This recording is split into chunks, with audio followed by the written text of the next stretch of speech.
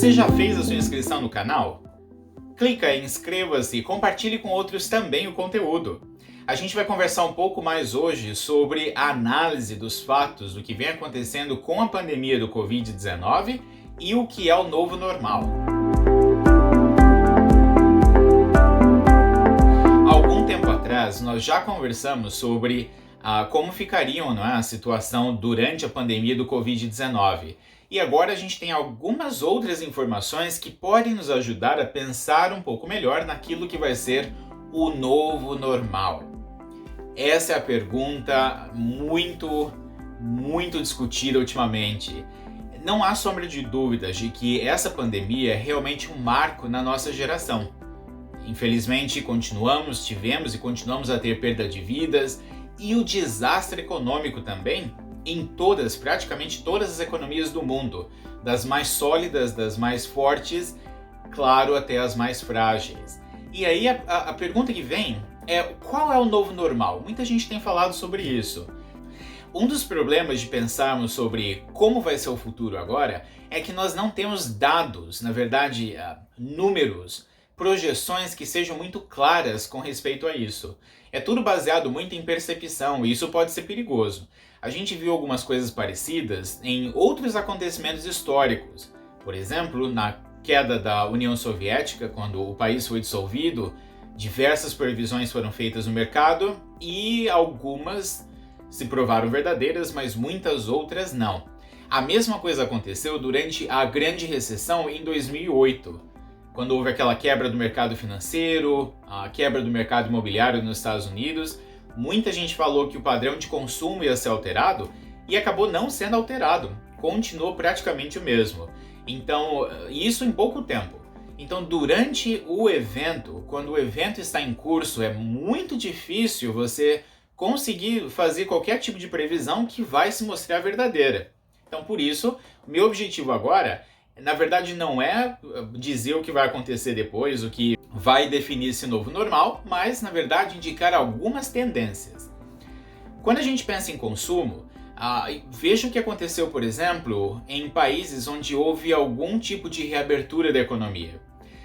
Como a França, as pessoas lotando filas de lojas, tem até uma foto da fila de pessoas à espera para entrar na Zara, por exemplo, todo mundo querendo comprar.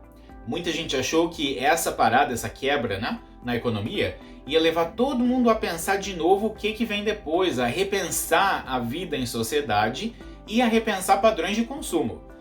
Essa tendência, na verdade, não tem se mostrado verdadeira.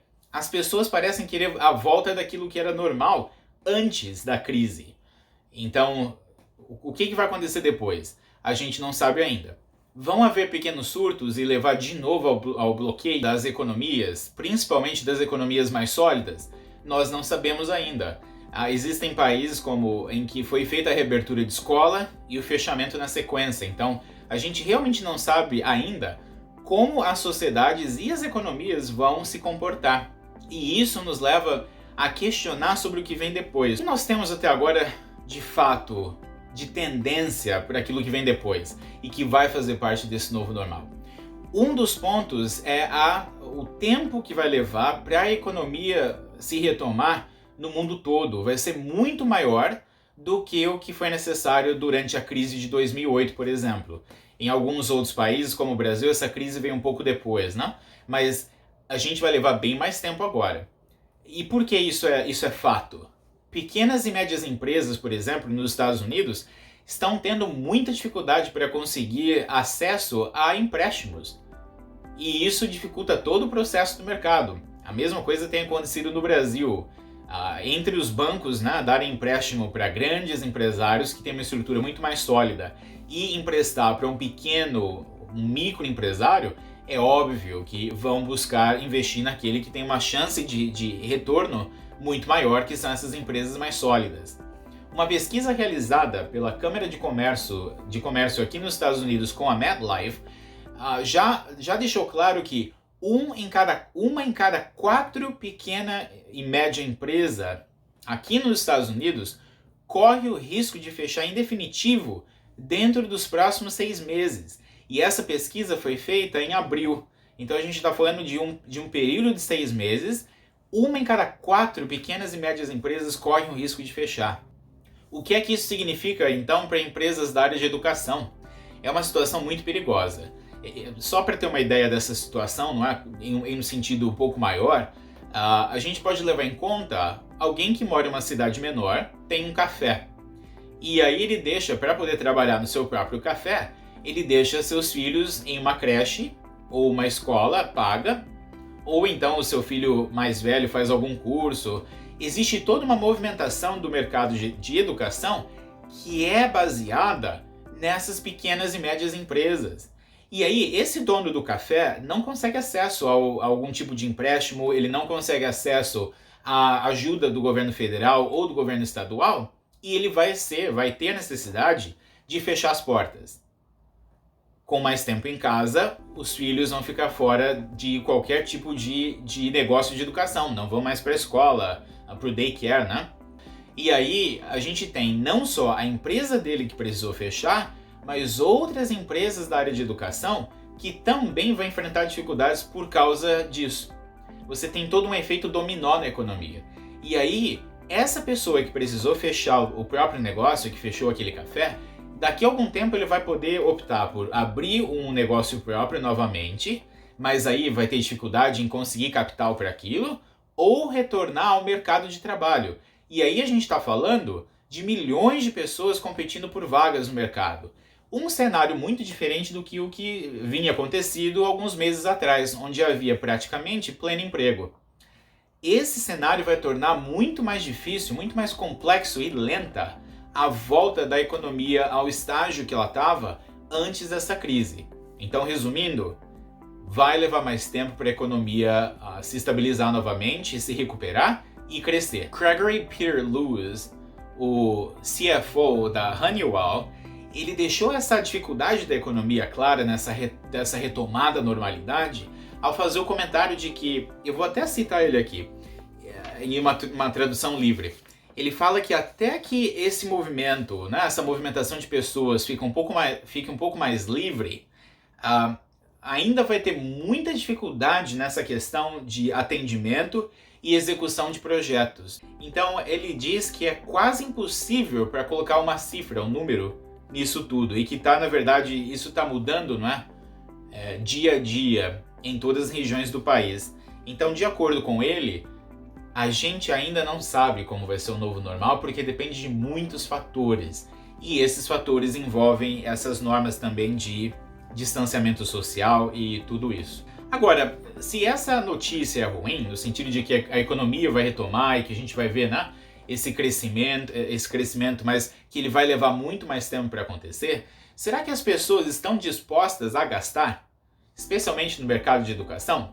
Uma outra pesquisa nos ajuda também a entender isso. A IDP Connect fez uma pesquisa com estudantes internacionais que já haviam sido aceitos em universidades em outros países, como Austrália, Inglaterra, Estados Unidos, Canadá. E aí eles encontraram que daquelas pessoas que tinham já sido aceitas, pelo menos 69% desses estudantes internacionais continuavam com a perspectiva de estudar fora, não mudaram seus planos.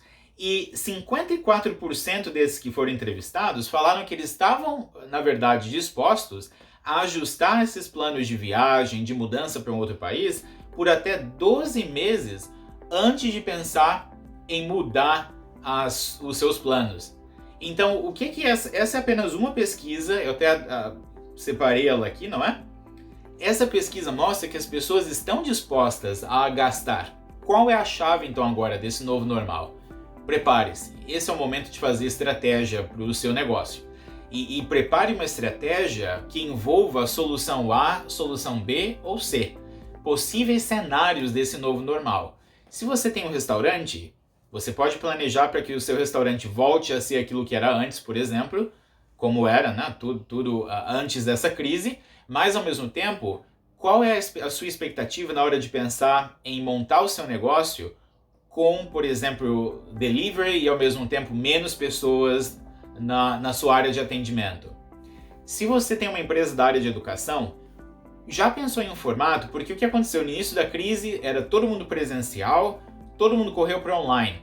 E agora, vai ter que todo mundo pensar em uma forma talvez híbrida de funcionamento, onde você usa a sua estrutura física, mas ao mesmo tempo vai ter que manter a sua estrutura online. Então, esse é o momento de pensar.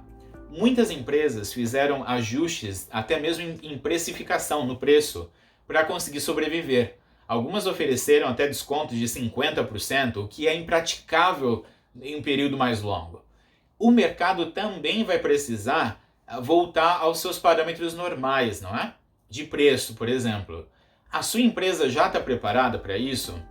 Então esse é o momento em que, de novo, a gente ainda não sabe como vai ser o novo normal. Ele vai vir, mas esse é o momento da sua empresa, de você parar para pensar em quais são os seus planos para o novo normal, para onde você vai a partir daqui. Então, a partir do momento em que você pensa sobre isso, você com certeza se prepara para qualquer tipo de situação que venha nesse novo normal. Como você pode notar, não há ainda uma resposta para aquela pergunta de $1 milhão sobre qual é o novo normal. O ponto é, prepare o seu negócio agora, não só para um cenário do novo normal, mas para múltiplos cenários e para ajustes que talvez você tenha que fazer em equipe, em funcionamento, não é? Em operação. Se você precisar de ajuda para isso, fale com a minha consultoria. Você pode encontrar aqui na descrição também meu site. Entra lá, dá uma olhada e entre em contato comigo que nós podemos conversar e encontrar os caminhos para o seu negócio também. E é claro, se você está chegando no canal agora, dá o seu inscreva-se, compartilhe com outros também e continuamos por aqui com muito mais conteúdo para você, para a sua empresa. Até a próxima!